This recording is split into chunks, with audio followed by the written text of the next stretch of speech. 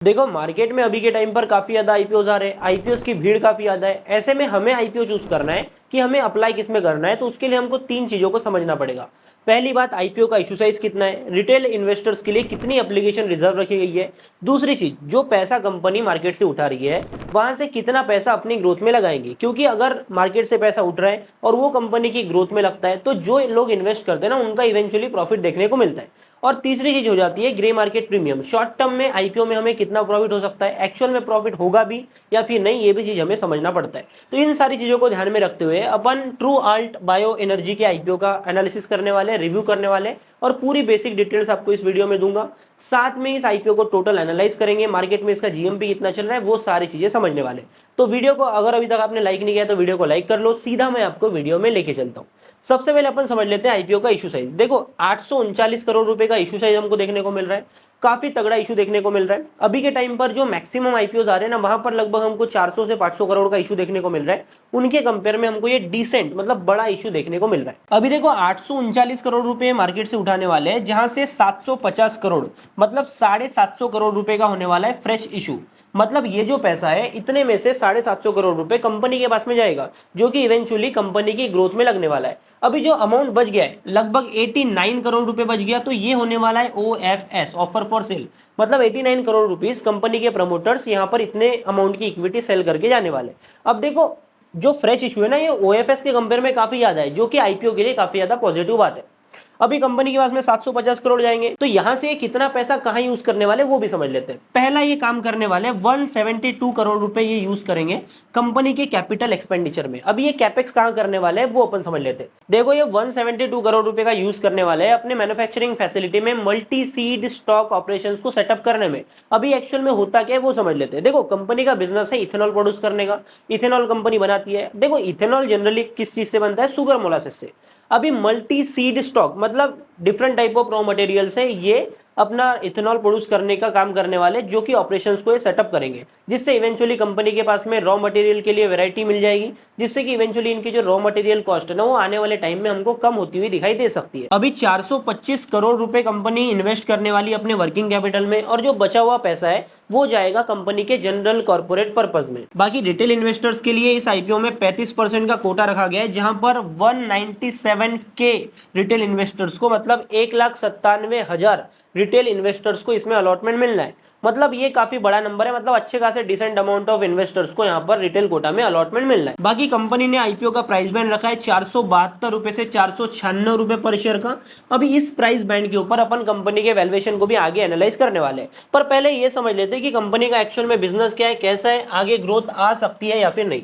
देखो जैसे कि मैंने आपको ऑलरेडी बता दिया कि कंपनी का बिजनेस है इथेनॉल प्रोड्यूस करने का, और हमें अच्छे से पता है कि इंडिया में गवर्नमेंट का काफी ज्यादा फोकस है कि इंडिया में इथेनॉल ब्लेंडिंग को बढ़ाया जाए। 20% इथेनॉल ब्लेंडिंग का गवर्नमेंट का टारगेट है, और गवर्नमेंट इस इंडस्ट्री को सपोर्ट भी कर रही है। देखो true world bio energy India की one of the largest ethanol producer company है, और इनके पास में इंडिया का लार्जेस्ट इथेनॉल प्लांट भी है, और इस इथेनॉल प्लांट की प्रोडक्शन कैपेसिटी है 2000 किलो लीटर पर डे की। देखो इंडिया की इथेनॉल डिमांड काफी ज्यादा तेजी से ग्रो कर रही है, और 2026 तक ये डिमांड 17.7% के कैगर से ग्रो करने वाली है। और इस चीज को ना गवर्नमेंट का भी पूरा सपोर्ट है, क्योंकि रिसेंटली जो गवर्नमेंट ने जीएसटी रिफॉर्म अनाउंस किया था उसमें इथेनॉल के ऊपर से जीएसटी को कम कर दिया गया।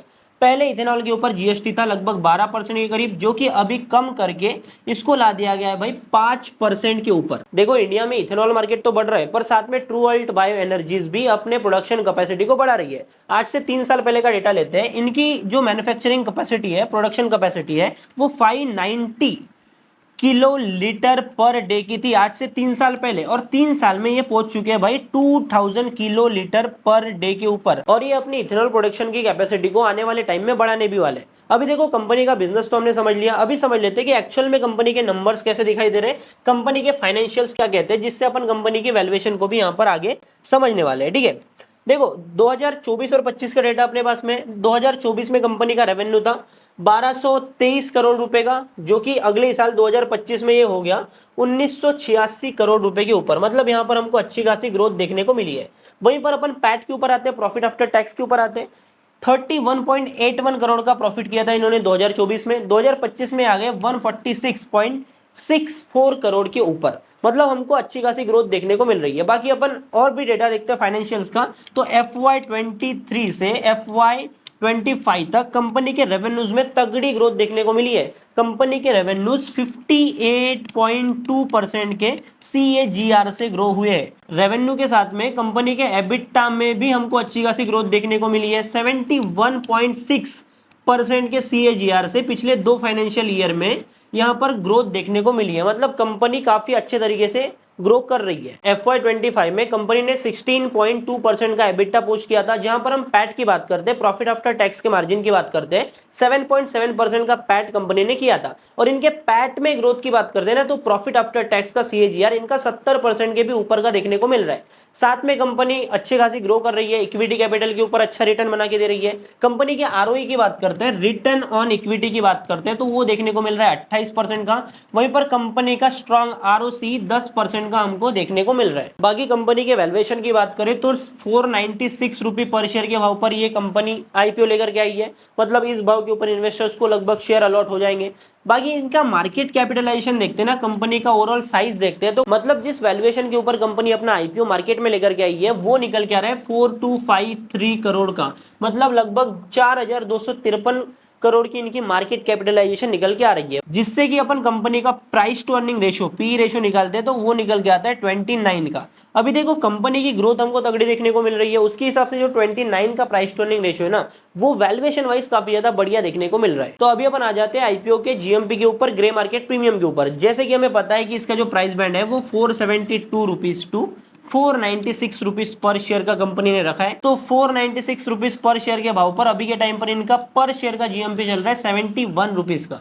परसेंट वाइज जाते हैं तो लगभग 14% का GMP यहाँ पर हमको देखने को मिल रहा है। मतलब इस वाले IPO में 14% के प्रॉफिट के चांसेस इन्वेस्टर्स के बन रहे हैं। देखो जैसे कि हमने देखा कंपनी का बिजनेस फॉरवर्ड लुकिंग है, क्योंकि इथेनॉल सेक्टर इंडिया में काफी ज्यादा ग्रो कर रहा है, इथेनॉल की डिमांड इंडिया में बढ़ रही है, साथ में गवर्नमेंट का सपोर्ट भी है और रिसेंटली GST रिफॉर्म भी देखने को मिला है, जिसके चलते प्रोड्यूसर्स को काफी अच्छा रिलीफ देखने को मिला है, जिससे इवेंचुअली इस वाले सेक्टर के मार्जिन भी आने वाले टाइम में हमको बढ़ते हुए दिखाई दे सकते हैं। साथ में कंपनी के फाइनेंशियल्स के अकॉर्डिंग अपन इसका वैल्यूएशन देखें तो काफी अट्रैक्टिव वैल्यूएशन के ऊपर कंपनी अपना IPO लेकर के आई है, तो मैं बिल्कुल इस IPO को कंसिडर कर रहा हूँ। बाकी आपके कोई डाउट्स है, ओपिनियंस है, तो आप कमेंट में लिख सकते हो। बाकी वीडियो को लाइक नहीं किया तो लाइक कर लो। मैं मिलता हूं आपसे अगले नए वीडियो में, तब तक के लिए बाय बाय, टाटा, जय हिंद, जय भारत।